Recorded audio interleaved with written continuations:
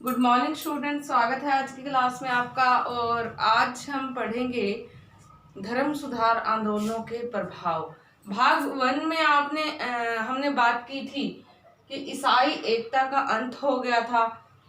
सदियों से चले आ रहे प्राचीन ईसाई धर्म, रोमन कैथोलिक चर्च या रोमन कैथोलिक धर्म, पवित्र कैथोलिक धर्म का अंत हो गया था। और वो जो है भागों में बट गया था, उसका बंटवारा हो गया था, 2 भागों में विभाजित हो गया था, रोमन कैथोलिक और जो है प्रोटेस्टवादी।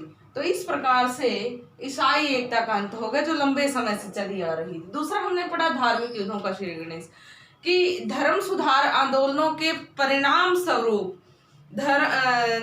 धर्म के लिए विभिन्न युद्ध लड़े गए।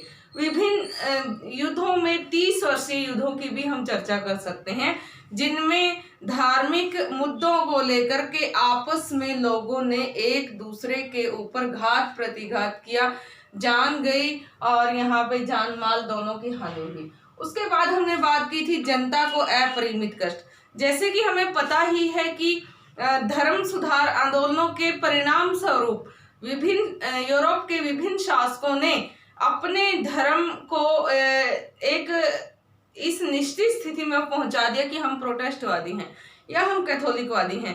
तो उससे जो है इस सब में जनता पीस रही थी और जनता को अपरिमित कष्ट सहने पड़े थे, क्योंकि जो शासक कैथोलिकवादी होगा वो प्रोटेस्टवादियों पर अत्याचार करेगा, जो प्रोटेस्टवादी होगा वो कैथोलिकवादियों पर अत्याचार करेगा। तो इस प्रकार से जनता पीसी और जनता को अपरिमित कष्ट सहने पड़े। प्रति धर्म सुधार आंदोलन, तो ये जो धर्म सुधार आंदोलन की लहर चल रही थी, इसमें लूथरवादी, कैल्विनवादी या ज्विंगली के प्रभाव के परिणाम स्वरूप, विभिन्न सुधारकों के प्रयासों के परिणाम स्वरूप प्रोटेस्टवादी शाखा का उदय हुआ था। उसने अपने कुछ उद्देश्य निर्धारित किए, और चाहे जेसुइट संघ की स्थापना करना था, चाहे वो एक न्यायपूर्ण न्यायालयों की स्थापना करना था, चाहे उनका जो है ट्रेंट में इकट्ठे होकर एक सम्मेलन में भाग लेना था। तो उसमें ईसाई धर्म के कैथोलिक मत ने अपने उद्देश्य निर्धारित किए और इन्होंने अपने उद्देश्य निर्धारित किए। तो ये प्रति धर्म सुधार आंदोलन की एक लहर चली। सुदृढ़ राजतंत्रों का विकास, राजा लोग जो थे, पहले क्या था, पोप का धर्म पर तो आधिपत्य था ही, धार्मिक सत्ता तो उसमें नहीं थी, लेकिन वो राजकीय कार्यों में भी हस्तक्षेप करता था। बड़े बड़े मुद्दों पे पोप अपना अधिकार समझता था उसमें दखल अंदाजी करना। तो इस प्रकार से अब राजाओं को भी मौका मिल गया। ये धार्मिक युद्ध हो रहे थे, इन धार्मिक युद्धों के कारण की इन धार्मिक युद्धों की स्थिति का लाभ उठा के जनता का राजा ने जब साथ दिया तो सुदृढ़ राजतंत्रों की स्थापना हुई। तो इस प्रकार से हम कह सकते हैं कि ये जो बातें थी उनमें जो है अच्छे प्रभाव पड़े थे, साथ ही साथ उसके बुरे प्रभाव भी देखने को मिले हैं, जैसे कि आम जनता उसमें पीस रही थी। तो अब हम नेक्स्ट पॉइंट की बात करते हैं। इसमें हम बात करेंगे धार्मिक सहनशीलता का विकास। धार्मिक सहनशीलता का विकास,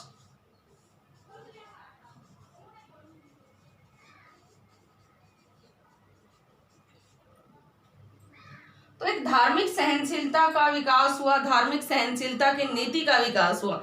ये हम इस बात के मद्देनजर रख के कह सकते हैं, क्योंकि पहले क्या था, जो रोमन कैथोलिक चर्च का पूरे यूरोप पे प्रभुत्व था या कैथोलिक धर्म का ईसाई लोगों पे प्रभुत्व था, तो धीरे धीरे करके पोप और धर्माचार्य विलासी हो गए थे। विलासिता में डूबे हुए उन्होंने भ्रष्टाचार रूपी बुराई को न्योता दिया और धीरे धीरे उनकी कुरीतियां, उनकी बुराइयां इतनी ज्यादा बढ़ गई कि जब उनको अपना आर्थिक पक्ष कमजोर लगा तो उसके लिए उन्होंने विभिन्न अमानवीय कार्य किए। तो पोप लियो 10 के बारे में भी कहा गया है कि वो बहुत ही क्रूर और अत्याचारी था। तो इस प्रकार से अब सुधारवादियों द्वारा उठाए गए कदम से एक धार्मिक सहनशीलता की नीति का विकास हुआ था। सुधारकों ने एक ऐसे धर्म को जनता के सामने पेश किया था जो लोगों को किसी भी तरह का बोझ नहीं लग रहा था, अपितु बड़ा ही आसान था, उसकी व्याख्या बड़ी आसान थी, सीधे सरल शब्दों में लोग उसको पढ़ सकते थे, समझ सकते थे, उसके अकॉर्डिंग अपना जीवन जी सकते थे। फालतू के आडंबर, फालतू के खर्चे, फालतू की परंपराएं, रीति रिवाज, उनसे उनको मुक्ति मिल गई थी।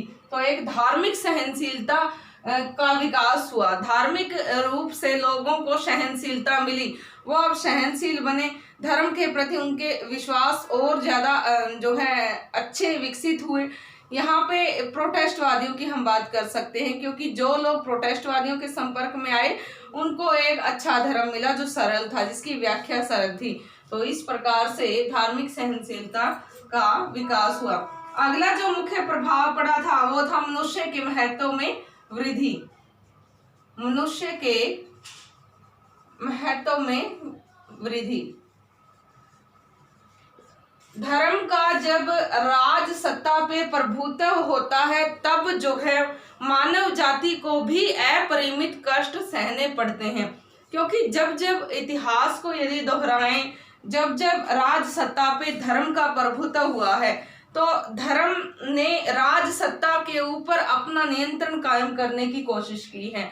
और यहाँ पे फिर मानवता को कहाँ स्थान मिल सकता है, कहाँ जगह मिल सकती है, तो उस मानवता की श्रेष्ठता के लिए, मानवता के महत्व के लिए ये आवश्यक है कि धर्म और राज सत्ता को अलग अलग कर दिया जाए। और उन दोनों को यदि अलग अलग करके हम समझने की कोशिश करेंगे तभी जो है ये जान पाएंगे कि मानवता का जो गुण है, मनुष्यता कितनी आवश्यक है।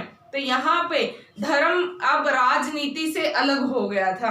राज सत्ता पे, राजाओं पे, विभिन्न राज्यों पे धर्म का जो प्राचीन काल से प्रभुत्व चला आ रहा था उसका अब अंत हो गया था।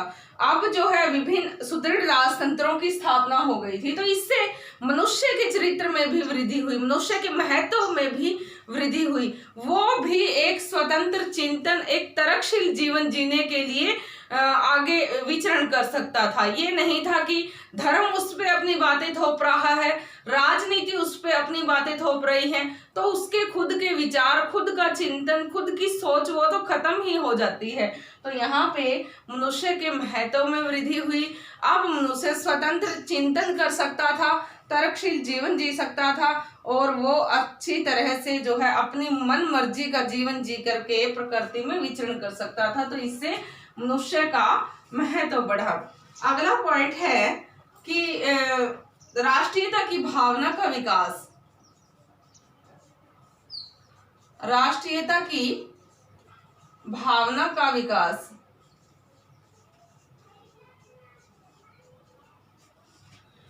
तो स्टूडेंट्स, यहाँ पे हमने बात की थी कि किस प्रकार से सुदृढ़ राजतंत्रों का विकास हुआ था। प्राचीन काल से ही चला आ रहा ये सारा सिस्टम कि धर्म का राजनीति में धीरे धीरे बढ़ता हुआ हस्तक्षेप और उसके ऊपर प्रभुत्व जमाना, और अंत में एक ऐसी स्थिति आ गई थी जिसमें विभिन्न सुधारकों ने नए साहित्य सृजन के द्वारा लोगों को चेताया, अपनी बातों से, अपने विचारों से, अपने कार्यों से, अपने दर्शन से एक सरल व्याख्या लोगों के सामने धर्म की पेश की और उनको जो है एक सरल साधारण जीवन जीने के लिए सलाह दी। उनको जो है सरल साधारण जीवन जीने के लिए आगे समझाया। तो जब ये सब हुआ तो इसमें सुदृढ़ राजतंत्रों की स्थापना का अवसर प्राप्त हुआ। प्राचीन काल से ही जब धर्म विभिन्न मामलों में राजनीति में हस्तक्षेप कर रहा था, विभिन्न अधिकार प्राप्त किए था, तो यहाँ पे स्थिति ये आ गई थी कि धर्म सुधार आंदोलनों के परिणाम स्वरूप धर्म युद्ध हुए और उन धर्म युद्धों के फलस्वरूप सुदृढ़ राजतंत्रों का विकास हुआ और यहाँ पे लोगों में अब अपने राष्ट्र के प्रति प्रेम जागृत हो गया। वो अपने राजा के प्रति, अपने राष्ट्र के प्रति उत्तरदायी थे, ना कि रोमन कैथोलिक चर्च के प्रति। पहले होता क्या था कि रोमन कैथोलिक चर्च का प्रभुत्व था पूरे यूरोप पे, अनेक तरह के कर, अनेक तरह के अनुदान उनको रोमन कैथोलिक चर्च को या पोप को देने पड़ते थे।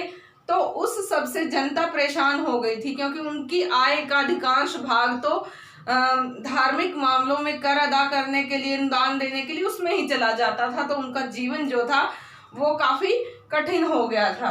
तो अब उस सबसे जनता मुक्ति चाहती थी। तो यहाँ पे अपने राष्ट्र के प्रति प्रेम उनमें जागृत हुआ धीरे धीरे, क्योंकि वो ये मानने लग गए थे कि हम अपने राजा को तो कर दें अपनी जान माल की सुरक्षा के बदले में, तो हम पोप को क्यों कर दें, वो हमें कौन सी सुरक्षा प्रदान कर रहा है। तो इस सब से जो धार्मिक सुधार आंदोलनों का ही प्रभाव था, क्योंकि विभिन्न विचारकों के द्वारा किए गए प्रचार से जो धर्म की सरल व्याख्या थी, उससे लोगों में अपने राष्ट्र के प्रति प्रेम की जो परिणति हुई थी उसमें वृद्धि हुई और राष्ट्रीयता की भावना का विकास हुआ। तो आगे हम बात करते हैं नैतिकता और शिष्टाचार। नैतिकता और शिष्टाचार।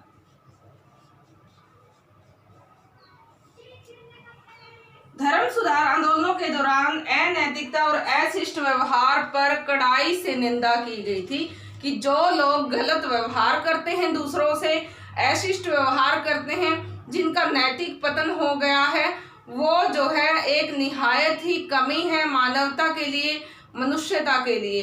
तो मनुष्य को अपने नैतिक चरित्र का ध्यान रखना चाहिए और शिष्टाचार से दूसरों से बात करनी चाहिए, व्यवहार करना चाहिए, तभी जो है एक सभ्य मनुष्य की पहचान हो सकती है कि ये मनुष्य सभ्य है या ये असभ्य है। जो व्यक्ति अशिष्ट है, जो नैतिकता की जिसमें कमी है, वो तो असभ्य ही लगेगा। वो किसी के सामने अपने आप को सभ्य कैसे साबित कर सकता है। तो इस प्रकार से शिष्टाचार की जो है बात का एक प्रचार हुआ और इस बात में जो प्रोटेस्टवादी थे उन्होंने कैथोलिकों का एक नंगा दृश्य लोगों के सामने पेश किया, क्योंकि कैथोलिक धर्माचार्य जो थे, कैथोलिक लोग जो थे, वो अपने धर्माचार्यों की या पोप की देखा देखी उनका भी नैतिक पतन होता जा रहा था।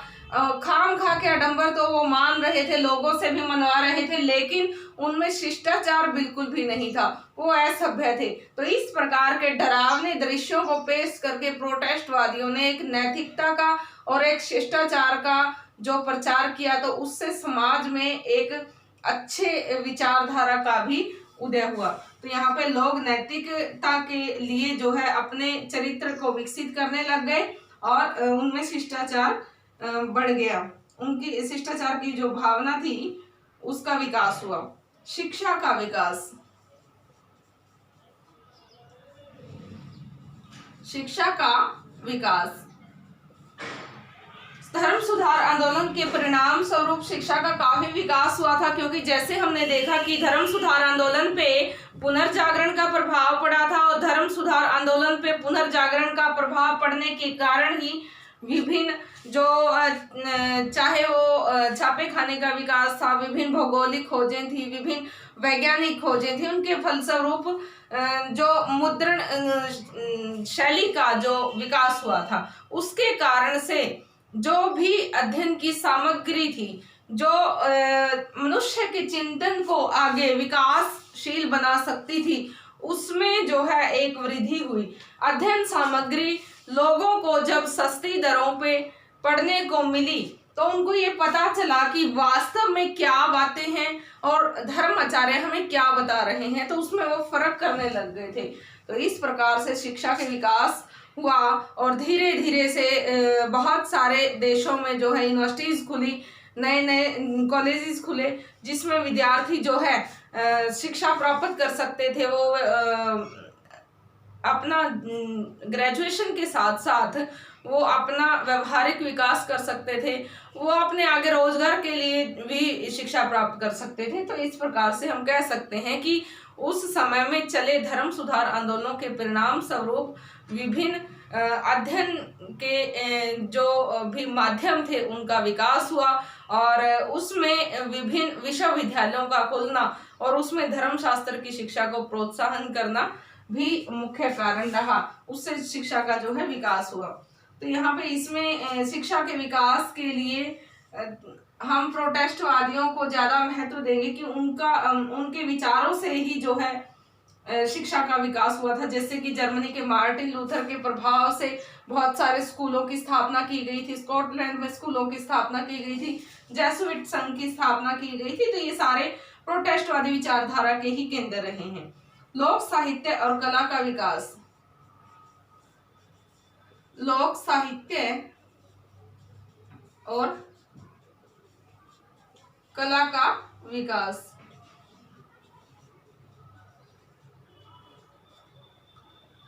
धर्म सुधार आंदोलनों के परिणाम स्वरूप लोक भाषा का और लोक कला का विकास हुआ था, क्योंकि हमने अभी अभी बात की है कि मुद्रण शैली का जो विकास हुआ था उससे आम भाषा में पुस्तकें लिखी जाने लगी थी। पहले क्या होता था, आम भाषा में पुस्तकें लिखने में जो लोक भाषा थी उसमें पुस्तकें लिखने में लेखकों को शर्म आती थी, और उनकी ये शर्म उनका जो एक राष्ट्र की राष्ट्रीय यूनानी या लैटिन भाषा में ही साहित्य सृजन करना आम जनता की समझ से परे था। अब जब लोक भाषा में साहित्य सृजन हुआ तो लोगों को भी वो पढ़ने को मिला, आसानी से उसको समझ सकते थे, पढ़ सकते थे जी। तो उससे जो है एक नई विकास को देखा जा सकता है, लोक साहित्य के विकास को, जिसमें लोगों को अपना साहित्य पुस्तकों के रूप में लिपिबद्ध मिला, उसको वो पढ़ सके, वो जान सके कि क्या उसमें जो लिखा है वो सही है या गलत है। उनका जो चिंतन था वो उसका काफी विकास हो गया था, तरक्शील हो गया था। तो इस प्रकार से लोक साहित्य का विकास हुआ और कला का भी विकास हुआ। तो कला के लिए जो है विभिन्न के क्षेत्र देखे जा सकते हैं, जिसमें विभिन्न गिरजाघरों का निर्माण, विभिन्न स्कूलों का निर्माण, तो कला की दृष्टि से एक सर्वोत्कृष्ट समय कहा जा सकता है। आगे हम बात करते हैं जन सेवाओं पर राज्य का नियंत्रण। जन सेवाओं पर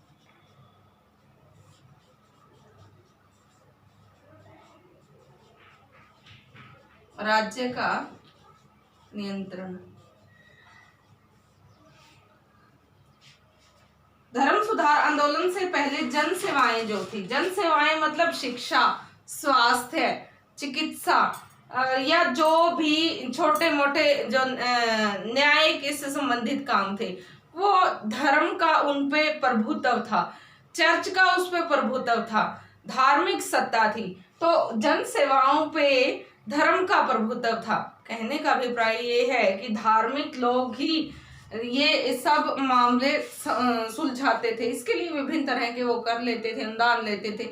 लेकिन अब समय ये आ गया था धीरे धीरे करके कि उसमें कोई जो है सुधार नहीं हो रहा था। इनके नाम पे चंदा तो इकट्ठा होता था, लोगों से अनुदान तो लिए जाते थे, लेकिन उसमें सुधार नहीं हो रहा था, जिसके कारण से लोग परेशान हो गए थे। अब जब ये सुधारवादी आंदोलन चले, धर्म सुधार आंदोलन चले, इनके कारण जब सुदृढ़ राजतंत्रों का विकास हुआ तो ये सब चीजें राजाओं के ही हाथों में आ गई। जो जन सेवाएं थी उनका राज्य पे ही, उन पर राज्य का ही प्रभुत्व हो गया। तो अब राज्य अपने लोगों के लिए स्वास्थ्य सुविधाओं को भी देखेगा, शिक्षा की भी व्यवस्था करेगा, वो उनके लिए न्यायालय की भी व्यवस्था करेगा। तो इस प्रकार से विभिन्न सम्मेलन जो हुए थे धर्म सुधारकों के बीच में, तो उसमें निर्णय किया गया था कि जो धर्म की जो ये जन सेवाएं हैं इन पे राज्य का प्रभुत्व होगा। तो इस प्रकार से जनता के लिए एक अच्छी बात हुई थी कि जन सेवाओं पे उनके राजा का या राज्य का नियंत्रण था और वही उनके लिए उत्तरदायी था, ना कि धर्म। एक और मुख्य प्रभाव पड़ा था व्यापार और वाणिज्य का विकास। व्यापार और वाणिज्य का विकास। धार्मिक चेतना के प्रभाव के कारण यूरोप की अर्थव्यवस्था पे भी प्रभाव पड़ा था। जैसे कि धर्म अधिकारी ये कहते थे कि सूद लेना पाप है, लेकिन जैसे जैसे विभिन्न भौगोलिक खोजें हुई थी या वैज्ञानिक खोजें हुई थी, उनके कारण से विभिन्न जगहों को खोजा गया था, उनसे आवागमन बढ़ाया गया था, व्यापार हुआ था, नए मंडियां लोगों को प्राप्त हुई थी। तो इससे व्यापारी वर्ग में आर्थिक समृद्धि बढ़ी थी, आर्थिक रूप से वो समृद्ध हुए थे, वो मजबूत हुए थे। तो उससे व्यापार में, वाणिज्य में वृद्धि हुई, और व्यापार और वाणिज्य में ये जो वृद्धि हुई थी, इससे धर्माचार्य काफी निराश थे, क्योंकि उनके जो विचार थे व्यापारियों से, वाणिज्यवादियों से मेल नहीं खाते थे। वो ये मानते थे कि सूद लेना पाप है, लेकिन व्यापारी ये मानते थे कि सूद लेना पाप क्यों है, वो पाप नहीं है, बल्कि मुनाफा कमाना किसी भी तरह का पाप नहीं है। वो कोई धोखे से नहीं कमाया जा रहा है, वो अपनी मेहनत से कमाया जा रहा है। तो इस प्रकार से उनकी विचारधारा में जो अंतर आया था वो धर्म सुधार का तो एक कारण बना ही था, लेकिन उसके विपरीत व्यापार और वाणिज्य में अभूतपूर्व वृद्धि देखी जा सकती है। विभिन्न भौगोलिक खोजों के कारण, धर्म सुधारकों के प्रयासों के कारण, जिन्होंने प्राचीन धर्म के ऊपर कठोर प्रहार किया, उनके विचारधारा पे प्रहार किया, और व्यापार और वाणिज्य के विकास में व्यापारियों का जो योगदान है, चाहे वो सूद लेना है, मुनाफा कमाना है, उसमें जो है जो नवीन ईसाई धर्म था, प्रोटेस्टवादी थे, उनको कोई आपत्ति नहीं थी। तो इस प्रकार से व्यापारी वर्ग काफी खुश हुआ और उनकी खुशी के कारण जो है धीरे धीरे करके व्यापार और वाणिज्य का विकास हुआ। तो यहाँ पे ऐसे उदार विचारों का व्यापारियों, साहूकारों, उत्पादकों ने स्वागत किया और अधिक से अधिक वो प्रोटेस्टवादी धर्म की ओर जो है अग्रसर हुए। राष्ट्रीय आय बढ़ी, आर्थिक रूप से विभिन्न राष्ट्र समृद्ध हुए। तो अंत में यदि हम निष्कर्ष रूप में कहें तो हम कह सकते हैं कि धर्म सुधार आंदोलनों के बहुत ज्यादा प्रभाव पड़े थे। उनमें कुछ एक चाहे नकारात्मक प्रभाव थे, लेकिन ज्यादातर प्रभाव सकारात्मक ही सिद्ध हुए थे। और इन प्रभावों के कारण हम देख भी सकते हैं कि जैसे कि ईसाई एकता का अंत हो गया था, तो लंबे समय से चला आ रहा जो ये ईसाई धर्म था, इसमें जो बुराइयां आ गई थी, तो उन बुराइयों को तो कभी ना कभी सामने उजागर होना ही था, और वो किसी न किसी रूप में लोगों को उसका विरोध करना ही था। दूसरा हमने बात की कि धार्मिक युद्ध हुए। इन धार्मिक युद्धों का तो होना वाजिब था, लाजमी था, और इनके ना होना के कारण जो है, अगर ये हम माने कि धार्मिक युद्ध गलत हुए थे, तो धार्मिक युद्ध गलत थे, लेकिन धार्मिक युद्ध ना होते यदि धर्म सुधार ना होता, तो धर्म में सुधार हुआ तभी धार्मिक युद्ध हुए थे। जनता को कष्ट सहना पड़ा था, ये बिल्कुल एक हानिकारक बात है, जो एक कष्टप्रद बात है। प्रति धर्म सुधार आंदोलन चला था, जिसमें विभिन्न सम्मेलनों के द्वारा, विभिन्न संघों के द्वारा उनकी स्थापना की गई थी, और उन सम्मेलनों में चर्चा की गई थी कि क्या क्या उद्देश्य रहेंगे आगे कैथोलिकवादियों के या प्रोटेस्टवादियों के। आगे जो है हमने बात की थी सुदृढ़ राजतंत्रों के विकास की, कि जो राजा थे उनकी जो पहले क्या था, उन पे धर्म का बोलबाला था, धर्म का प्रभुत्व था, तो यहाँ पे वो भी परेशान थे। धर्म सुधार आंदोलनों के कारण अब सुदृढ़ राजतंत्रों का विकास हुआ था। धार्मिक सहनशीलता का विकास, यहाँ पे एक साधारण सा धर्म, सरल सा धर्म लोगों के सामने था, जिसको वो आसानी से समझ सकते थे, उस पर विचार कर सकते थे, और विभिन्न तरह के खर्चीले जो बातें थी, खर्चीले जो आडंबर थे, उनसे मुक्ति पा सकते थे। तो धार्मिक सहनशीलता का विकास हुआ था, मानवता का विकास हुआ था, और राष्ट्रीयता की भावना में वृद्धि हुई थी। लोग अपने राष्ट्र के प्रति, प्रेम के प्रति सचेत होने लग गए थे।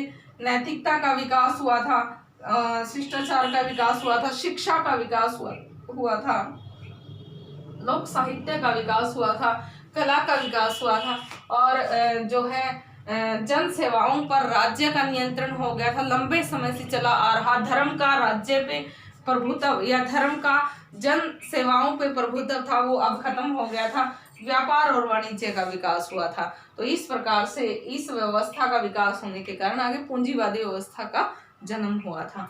तो यहाँ पे स्टूडेंट आज हमने बात की धर्म सुधार आंदोलनों के प्रभाव भाग 2 की, जिसमें हमने जो 6 से लेकर के 13 पॉइंट्स की चर्चा की है, और पहले हम 5 पॉइंट्स की चर्चा हम पहले के लेक्चर में कर चुके हैं। तो हमने जो पढ़ा है पूरा, तो इसमें आप इसको अच्छे से एक बार अध्ययन करेंगे। यदि आपको कुछ भी समझ में नहीं आता तो आप कमेंट बॉक्स में कमेंट करके अपनी जो क्वेरीज हैं वो पूछ सकते हैं मुझसे, उनको सुलझा सकते हैं। तो आज के लिए इतना काफ़ी है स्टूडेंट्स, थैंक यू।